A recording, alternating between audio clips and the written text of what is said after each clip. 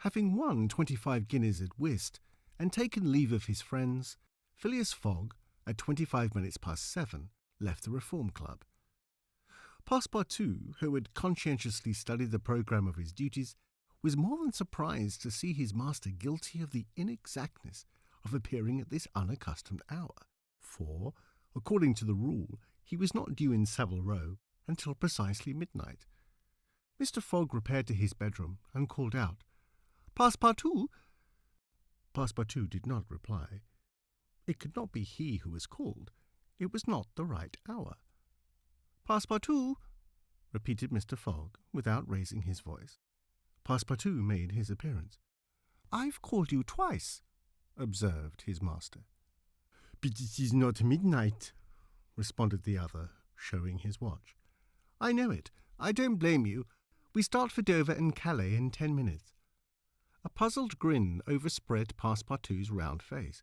Clearly he had not comprehended his master. "Monsieur is going to leave home?" "Yes," returned Phileas Fogg. "We're going round the world." Passepartout opened wide his eyes, raised his eyebrows, held up his hands, and seemed about to collapse, so overcome was he with stupefied astonishment. "Round the world," he murmured. "In 80 days," responded Mr. Fogg, "so we haven't a moment to lose." "But the trunks," gasped Passepartout, unconsciously swaying his head from right to left. "We'll have no trunks, only a carpet-bag with 2 shirts and 3 pairs of stockings for me, and the same for you. We'll buy our clothes on the way. Bring down my mackintosh and travel cloak and some stout shoes, though we shall do a little walking. Make haste." Passepartout tried to reply, but could not. He went out, mounted to his own room, fell into a chair, and muttered, "That's good, that is, and I, who wanted to remain quiet."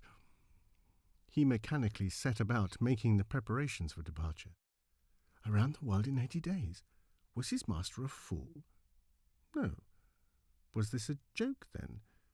They were going to Dover. Good. To Calais. Good again. After all, Passepartout, who had been away from France for 5 years, would not be sorry to set foot on his native soil again.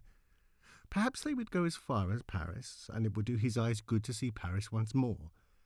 But surely a gentleman so chary of his steps would stop there. No doubt. But then it was none the less true that he was going away, this so domestic person hitherto. By 8 o'clock, Passepartout had packed the modest carpet-bag containing the wardrobes of his master and himself. Then, still troubled in mind, he carefully shut the door of his room and descended to Mr. Fogg. Mr. Fogg was quite ready. Under his arm might have been observed a red-bound copy of Bradshaw's Continental Railway Steam Transit and General Guide, with its timetable showing the arrival and departure of steamers and railways. He took the carpet-bag, opened it, and slipped into it a goodly roll of Bank of England notes, which would pass wherever he might go. "You have forgotten nothing?" asked he. "Nothing, monsieur." "My mackintosh and cloak?" "Here they are." "Good. Take this carpet-bag," handing it to Passepartout. "Take care of it, for there are £20,000 in it." Passepartout nearly dropped the bag, as if the £20,000 were in gold, and weighed him down. Master and man then descended. The street door was double-locked, and at the end of Savile Row they took a cab and drove rapidly to Charing Cross. The cab stopped before the railway station at 20 minutes past 8. Passepartout jumped off the box and followed his master, who, after paying the cabman, was about to enter the station, when a poor beggar woman with a child in her arms, her naked feet smeared with mud, her head covered with a wretched bonnet from which hung a tattered feather, and her shoulders shrouded in a ragged shawl, approached and mournfully asked for alms.